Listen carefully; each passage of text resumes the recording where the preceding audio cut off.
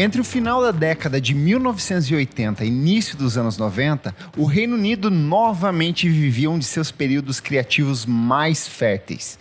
Impulsionada pelo consumo excessivo de drogas, o número crescente de casas noturnas, a ausência de perspectiva dos jovens e uma relação híbrida entre o rock e a música eletrônica, a cena de Manchester ou Manchester despejava nomes icônicos como The Stone Roses, Happy Mondays, The Charlatans e 808 State. Era o ápice da hacienda, o princípio da acid house e todo um universo de grandes transformações culturais que mais uma vez atraíram os olhos e ouvidos para a terra da rainha. Inspirado por esse universo de pequenos excessos, além do som ruidoso que despontava dos primeiros realizadores daquilo que seria conhecido como shoegaze, nascia em Londres no ano de 1988 o Blur, grupo que parecia um amálgama de tudo que vinha rolando na cena inglesa, mas que encontraria no afastamento dessa proposta inicial o estímulo para uma das grandes obras da música pop do último século. Estamos falando de Parklife, disco que completa 30 anos de lançamento e um importante ponto de virada comercial, sonoro e estético na carreira do grupo formado por Damon Albarn, Graham Coxon, Alex James e Dave Rowntree.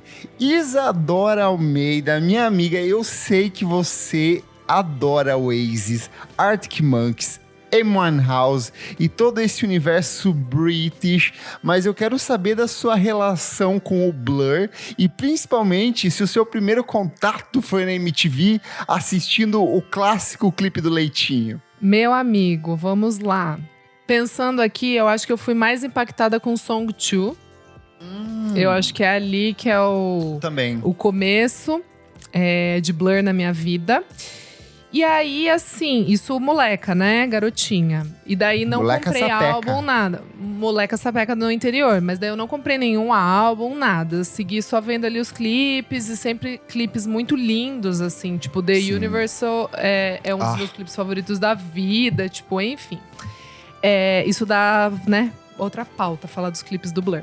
Mas eu acho que bateu mesmo, assim, quando eu tinha uns 17... Eu acho que eu tinha 17 anos. Que a minha cunhada, Larissa, ela trabalhava na Sony. E aí ganhava aqueles CDs de, né, sample, assim, sabe? Tipo de gravadores. Chama amostra. Aqui é amostra grátis. Amostra grátis. Das bandas, né? E aí, nesse bolo que ela tinha de um monte de álbum, tinha um best-of. Que foi lançado em 2000. Aquele da capa desenhadinha? Isso! Eu amo. Isso. Pra mim é um dos melhores best-ofs de todos os tempos, assim. Exato. Esse do The Cure, tipo assim... Perfeito. Puta que pariu. Uhum. E aí, esse, tipo, eu peguei com ela, eu acho que eu tinha uns 17 anos. E aí, tipo assim, putz, daí você também pega as melhores músicas de uma banda bem absurda, assim. E aí foi ali que eu fiquei vidrada. E confesso que o Parklife, que é o álbum que a gente vai falar aqui hoje, é o meu álbum favorito. Porque eu não sou muito fã dos álbuns do Blur. Sim. Eu gosto muito das músicas, mas como álbuns, eles têm uma maluquice estranha que às vezes não bate muito comigo. Total, olha que interessante. Total, concordo muito. Eu também fui num caminho muito parecido, mas eu lembro, olha eu de novo aqui citando coisas velhas, o que me atraiu no Blur foi uma comunidade do Orkut, que era a capa do Best Of, que era essa capa ilustrada com os 4, com cada uma corzinha ali. Eu falei, que banda interessante, vou ouvir. Daí tinha uma discografia pronta pra baixar ali no Rapid Share. E aí, o primeiro que me atraiu a atenção foi justamente o Parklife, que eu adorei a capa dos 2 cachorros correndo ali. Eu falei, que legal, vou ouvir. Eu nunca me conectei com o Oasis, e aí eu lembro que tinha essa rivalidade toda deles, assim. E eu falei, putz, mais uma banda britânica pra eu ouvir aqui. E eu apertei o play e eu adorei, assim, nessa época eu já tinha ouvido Beatles e eu achei que lembrava uma versão atualizada dos Beatles, sem necessariamente repetir Beatles, que era uma coisa que o Oasis meio que fazia, tipo, mudando os arranjos ali. E eu concordo muito com você, o Parklife é o meu disco favorito do Blur. Eu gosto dos posteriores, principalmente o 13. Eu acho que o 13 tão bom quanto o Parklife, assim. Sim, eu nunca fui do clipe do Leitinho, porque eu lembro que ele passava muito pouco na MTV. Eu acho que o Song 2 passava muito mais na nossa época, ali nos anos 2000. Era hit, né? Era hitaço total. Mas o Parklife foi um que me encantou de cara. Eu achei muito bom porque ele tem essa coisa que é às vezes meio clássico e aí às vezes é meio moderno. E ele tem um ar mais pop, mais despojado. Eu sinto que é um disco de uma banda que não se leva muito a sério. E eu adorei isso, assim. Eu senti que eles fazem umas estruturas de canções que são mais leves. Se você pega toda essa coisa meio Brit dos anos 90 ali, parecia que era uma resposta muito séria ao grunge e à cena norte-americana. O Oasis era uma guitarra mais psicodélica, as canções mais dramáticas, mais carregadas. O Blur não, eles estão cantando sobre, sei lá, o cara bêbado que eles estão vendo andando na esquina da rua de Londres, assim, entendeu? Exato. Então foi uma coisa que me fascinou total, né, na banda. Esse lado crônica, assim, Isso. né? Tipo, e mais sarcástico, eu acho muito interessante do Blur. E nesse álbum tá, tipo, gritante, assim. Eu tenho um fascínio muito grande por esse olhar pra cidade. Eu gosto muito, por exemplo, do Vampire Weekend no Modern Vampires of the City, que eles vão focar em coisas, em enquadramentos muito específicos dentro da cidade de Nova York. Sim. Aqui, quando a gente vai pro rap no Brasil, eu gosto muito do Oji, porque ele faz esses enquadramentos muito específicos em um personagem do centro de São Paulo. Rodrigo Campos faz a mesma coisa aqui. E o Blur faz isso, só que dentro dessa cena inglesa. E eles têm, eu acho que uma habilidade que não é necessariamente de fazer uma piada em cima disso, mas trazer um tom cômico, assim. Então eles olham para essas figuras que são muito singulares passando pelas ruas de Londres, e eles falam, cara, isso aqui dá uma canção. Essa cena, esse enquadramento dá uma canção. Então eu acho muito fascinante tudo isso. É ácido, né? E tem até a faixa London Loves, que é basicamente isso, assim, que a gente tá falando. Enfim. Total. Bom, hoje a gente vai conversar aqui sobre o Parklife, que é o terceiro álbum de estúdio do Blur, mas antes de chegar até ele, é muito importante a gente fazer um pouco desse retrospecto, desse contexto histórico sobre a banda. O grupo foi formado em dezembro de 1988 e o Blur teve sua origem quando o baixista Alex James uniu-se à banda do Damon Albarn, chamada Circles, e optaram por se chamar Seymour, em homenagem ao livro Seymour, do J.D. Salinger, que é o mesmo autor do Apanhador no Campo de Centeio. O baterista Dave Rowntree juntou-se em sequência, enquanto o Graham Coxon, que era amigo de infância do Albarn, e estudava com eles no Goldsmiths College de Londres. Então, assim, era uma galera que não era baixa renda, assim como a galera de Manchester, que a gente comentou, que era uma galera vinda de filhos de pai de chão de fábrica mesmo, assim, é uma galera não necessariamente elite, mas gente do povo, gente muito comum, gente da cena, pessoas comuns que você encontraria andando por Londres. A primeira apresentação ao vivo ocorreu no verão de 1989, no galpão do East Anglian, em Howey Museum, no Chapel and Wakes Colney. Em março de 1990, a Food Records assinou com a banda, renomeando-os como Blur, após resolverem a única preocupação do Andy Russ, que era o responsável ali pelo selo, que era justamente o nome da banda que ele não gostava, então ele achou que Blur combinava mais com esse quarteto. Vale um contexto, nessa época era o princípio dessa movimentação toda da cena inglesa, então as gravadoras, a Creation Records, que é um exemplo muito claro dessa época, assinava com um monte de artistas menores ali, botava assim um número X de grana para fazer um single, 2, e as que vingavam eles continuavam investindo posteriormente, e o Blur não foi diferente, né? De março a julho de 1990, o Blur realizou uma turnê pela Grã-Bretanha, abrindo para o The Cramps e testando novas músicas. Após a turnê em outubro de 1990, lançaram o single She's So High, que eu acho excelente, é uma ótima composição, que alcançou a 48ª posição no UK Singles. Eu acho que ali tem um pouco dessa coisa meio do Stone Roses, dessa psicodelia do final dos anos 80, né? É bem nessa pegada, né? Super. Eu gosto, e eu acho ela mais, como eu posso dizer?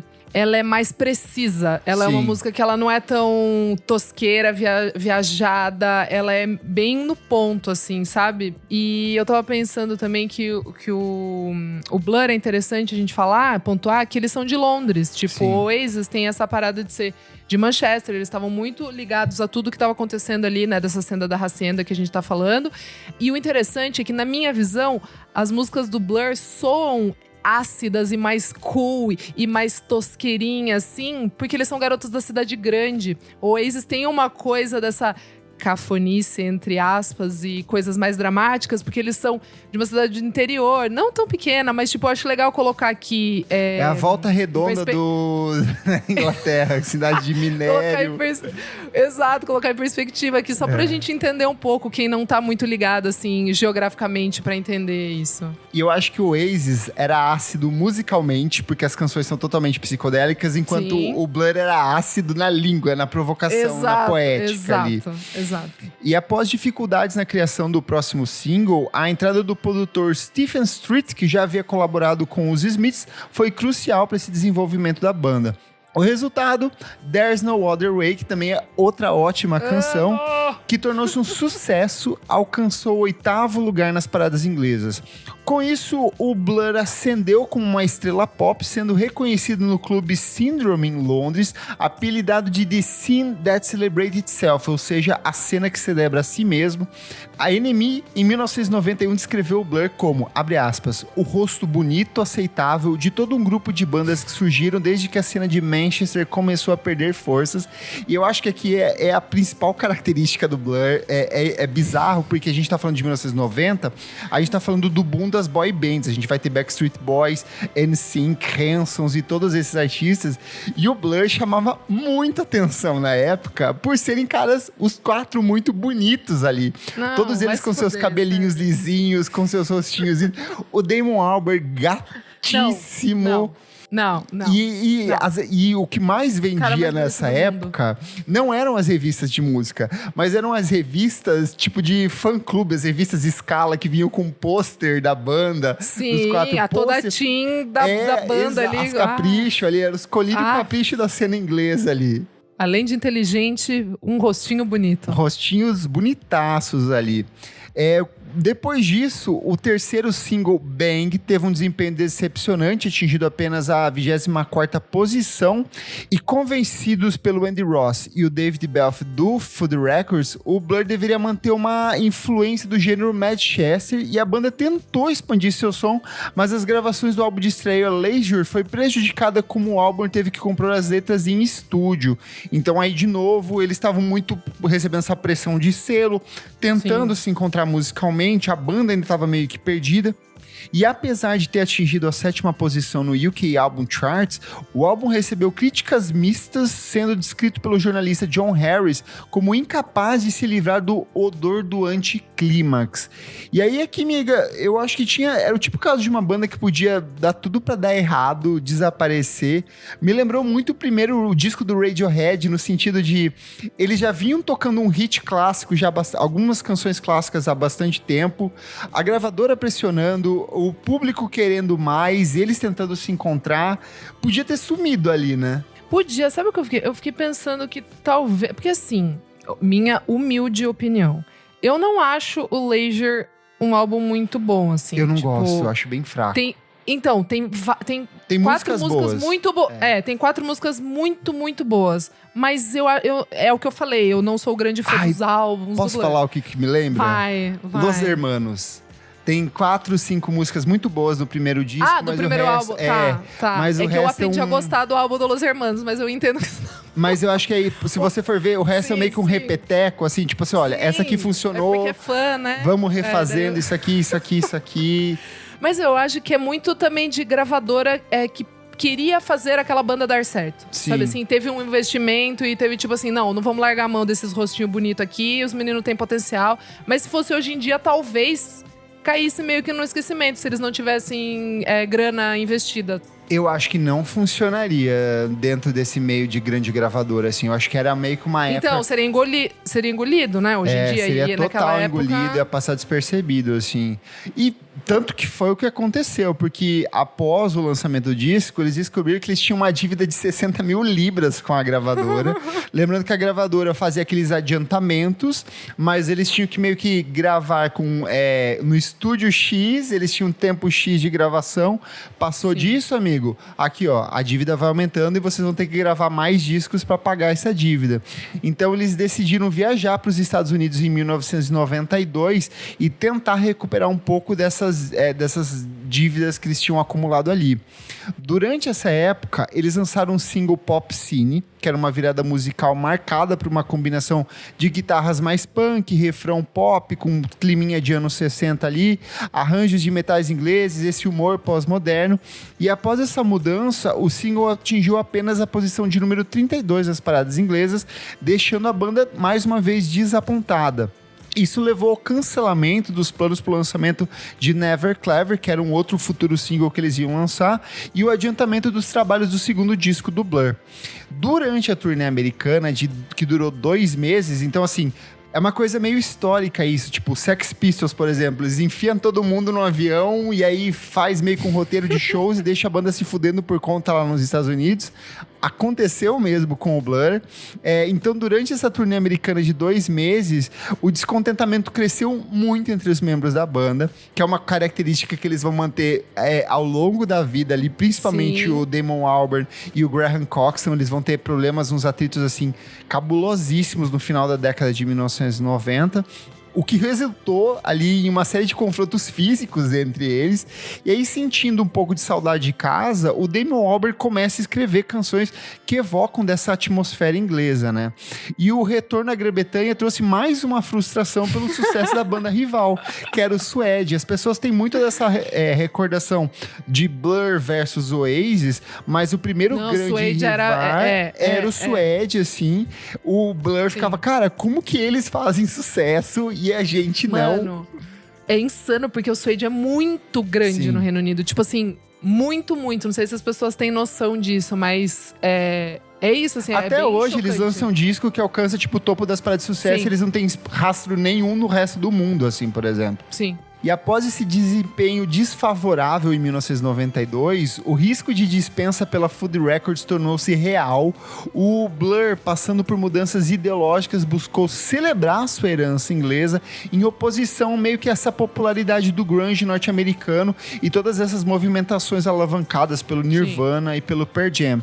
E apesar das sessões insatisfatórias com Andy Patridge, o encontro com o Stephen Street, que a gente comentou há pouco, trouxe o músico de volta a assumir a produção da banda. E com isso, em dezembro de 1992, o Blur concluiu seu segundo álbum, Modern Life is Rubbish, mas a Food Records solicitou mais alguns singles de sucesso, levando uma segunda ida de estúdio da banda. Concordando, o álbum escreveu For Tomorrow, que é uma excelente música, que foi o primeiro single do álbum e que atingiu a posição número 28 nas paradas inglesas. O Modern Life is Rubbish alcançou a posição de número 15 no Reino Unido, mas não conseguiu entrar na Billboard 200 dos Estados Unidos, vendendo apenas 19 mil cópias por lá, o que é muito, muito baixo. A gente tá falando de uma época de vendagens de disco absurdas, assim.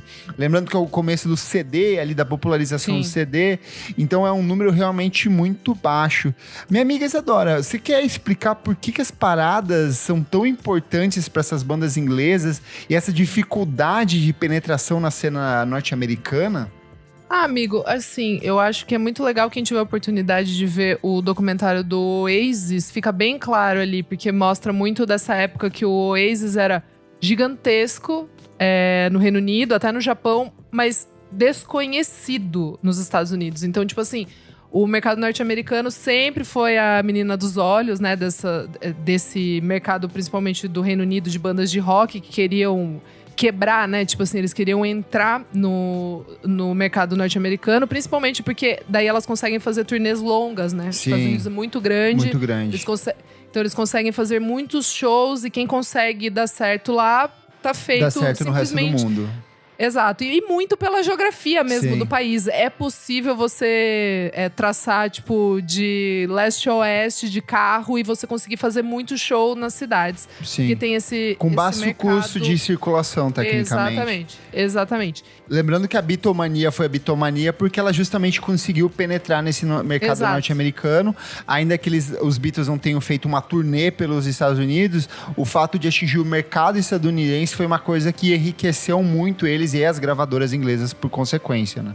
Total. E, enfim, e por isso que o charts, né? Tipo, entrar num charts era o lugar que as pessoas iam olhar. Era realmente assim, o que tá rolando aqui? Quero conhecer era essa música que tá aqui no Exato, top era a 50. nossa playlist aqui do top 50 dos streamings de hoje em dia. Então, assim, muito, muito importante.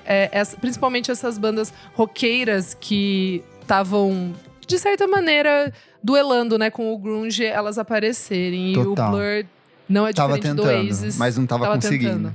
Exato. Emocionalmente esgotados e com toda essa pressão da gravadora, porém ainda muito motivados e apaixonados pela cultura inglesa, efeito direto da série de apresentações ao vivo ao longe de casa, o grupo decide transportar para dentro de estúdio essa atmosfera local, buscando inspiração em histórias e personagens reais e principalmente nesse modo de vida tão caricato que é o modo de vida britânico.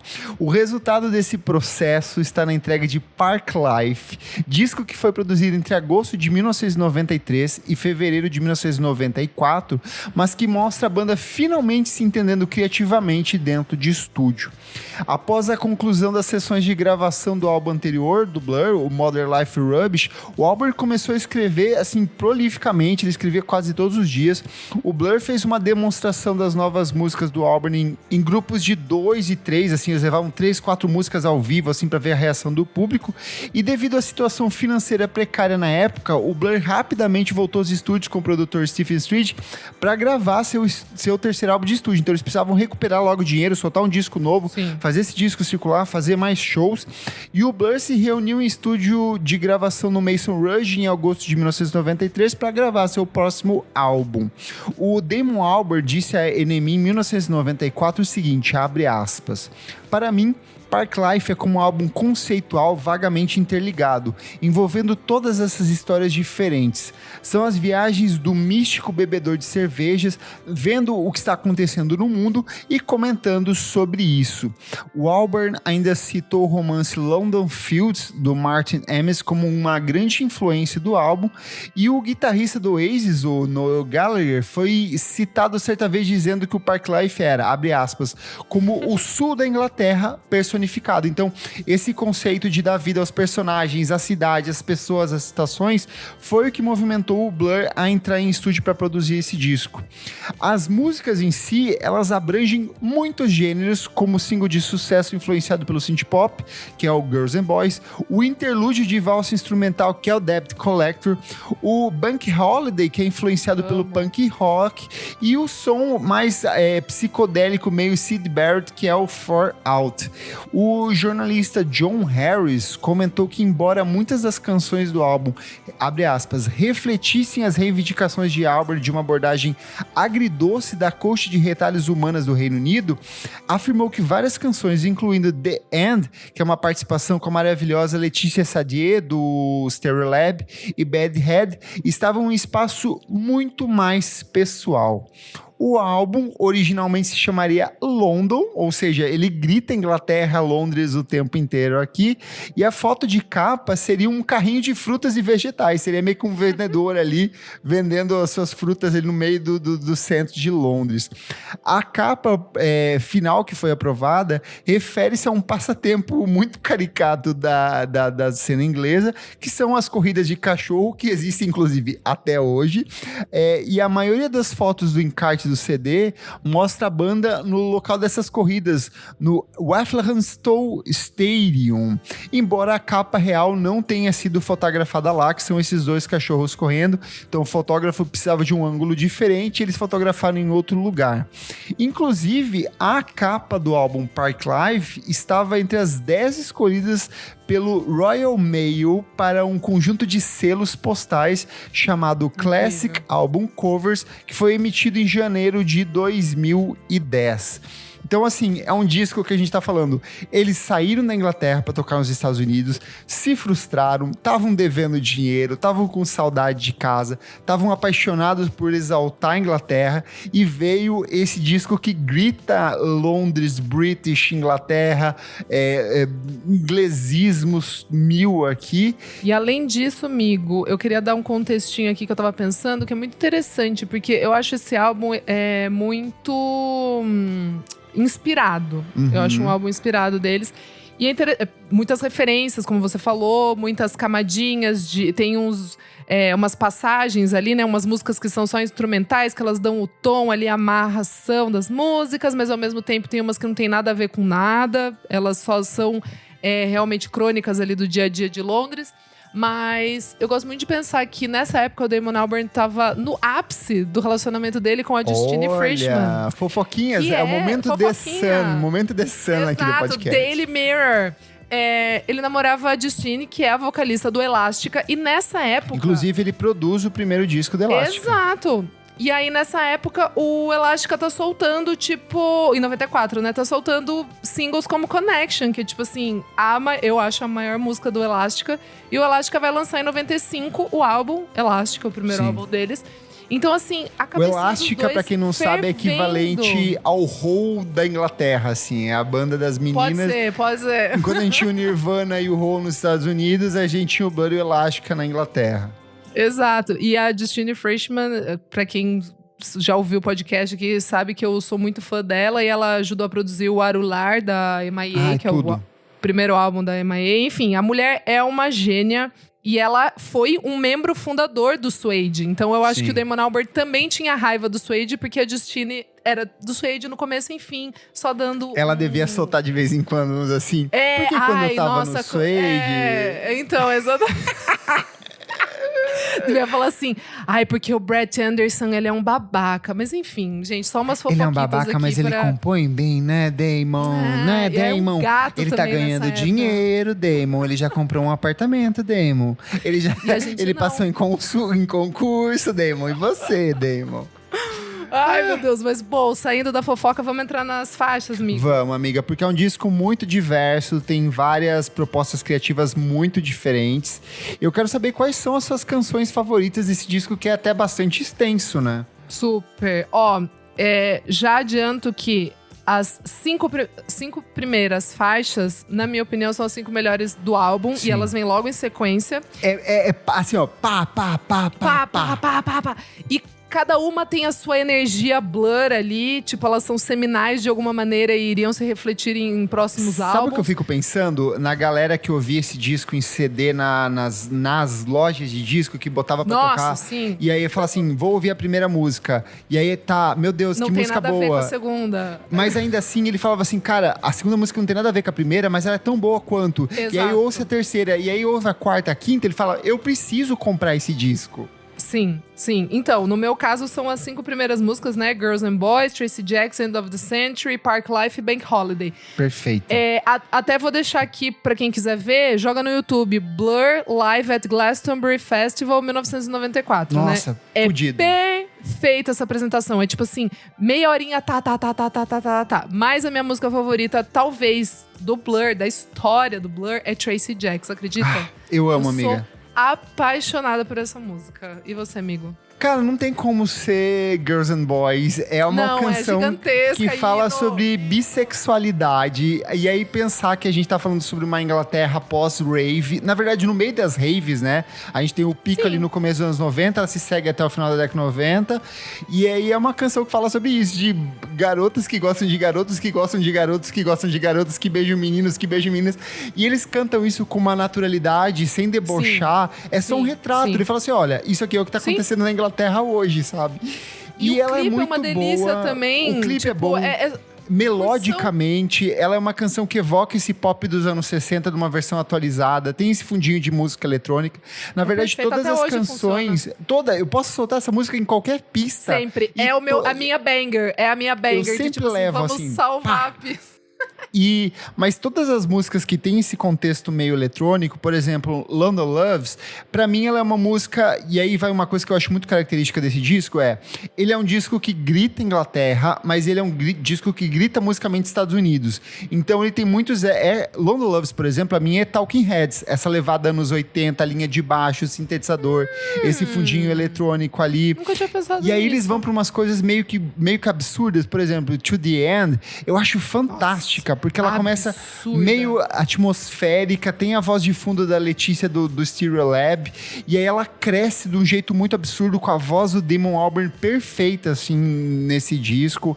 E aí eu acho que tem uma coisa que eu acho muito característica, que é da década de 1990, que é como entre a segunda metade dos anos 90 e final dos anos, começo dos anos 2000, existe um fenômeno que é o fim do gênero. A gente tem a cena norte-americana muito calcada no rock, e a cena inglesa fala, cara, não existe mais isso. A gente pode mesclar música eletrônica com pop, com não sei o que, com jazz. Sim. Tanto que a gente vai ter Massive Attack, a gente vai ter Radiohead, a gente vai ter Air, a gente vai ter um monte de gente ali da cena europeia brincando com isso, e o Blur meio que antecipa um pouco disso dentro desse álbum, assim. Então tem várias canções que vão para direções completamente malucas. Eu acho que uma das mais surreais aqui pra mim é a The Debt Collector, que é uma música instrumental, que é uma vinheta, uma coisa meio circense ali no meio, nada a ver, mas ouvindo o disco, parece que ela foi feita pra estar ali. Cada canção parece que foi feita pra estar ali, sabe? Então eu fico muito fascinado com tudo que eles propõem. A faixa título, pra mim, é um espetáculo. Eu fui no show deles que teve no Planeta Terra. Também fui. E aí, ao vivo, ela é uma coisa assim surreal, porque é uma música declamada, com a banda tocando guitarra. Oh, the people, the people. E essa coisa meio rap quase, assim, sabe? Sim, sim. No show mesmo, tem o malucão lá que canta a parte, que é a parte mais rap. Eu esqueci o nome dele, cara, que saco. Enfim, é tipo assim, é o ápice. Eu tava quase me jogando, assim, tipo, no show. É maravilhosa essa música, sério. E aí tem Bank Holiday, que você falou que você gosta. Ela é uma música totalmente punk. Quem canta no Park Life é o Phil Daniels, que é o cara que faz as vozes ali. Isso. Mas a gente tem coisas completamente distintas, vai pra umas direções muito malucas, tipo Magic America, sabe? Ela é música completamente americana, mas satirizando esse conceito americano ali também.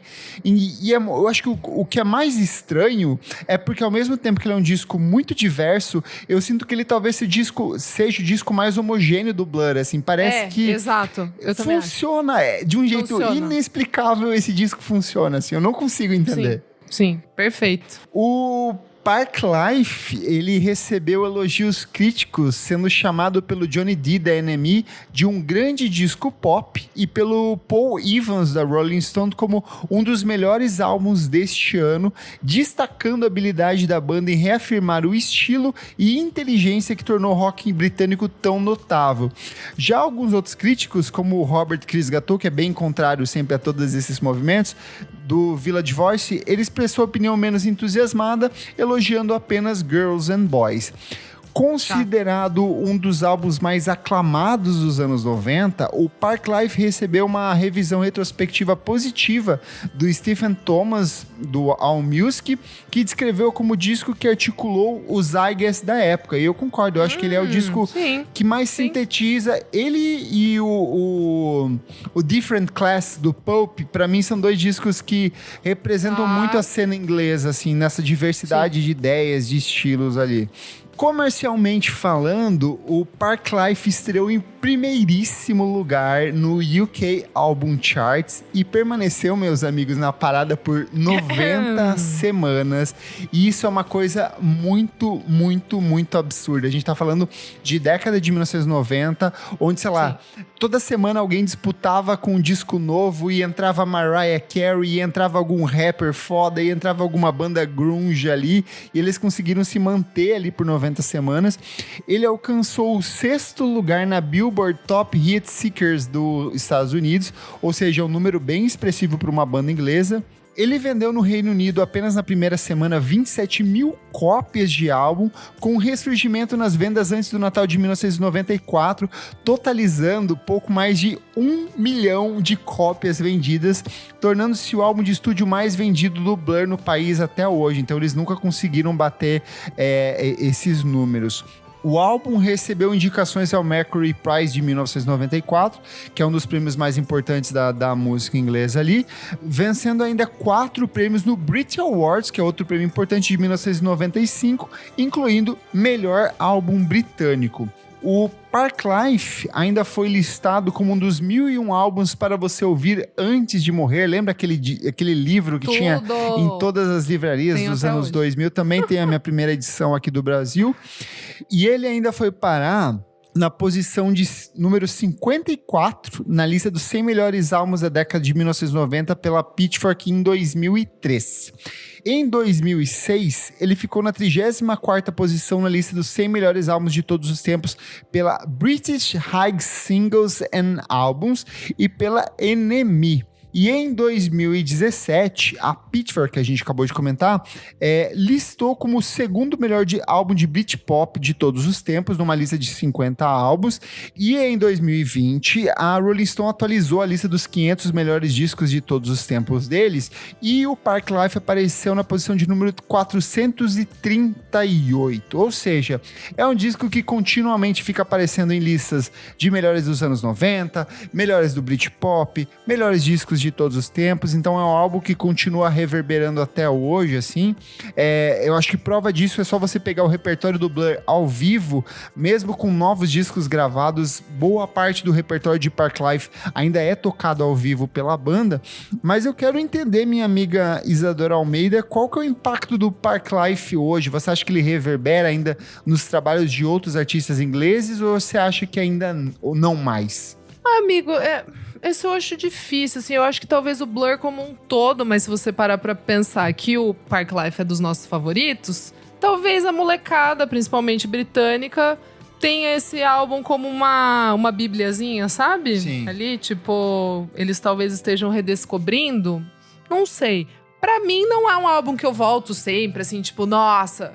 Mas os singles, tipo, e essas 5 primeiras músicas, tipo assim, eu acho completamente absurdas, estão sempre nas minhas playlists. E você? Eu acho que ele teve um impacto maior ali no começo dos anos 2000, tipo umas bandas tipo Kaiser Chiefs, eu acho que copiava muito da estética, dessa pluralidade de estilos ali.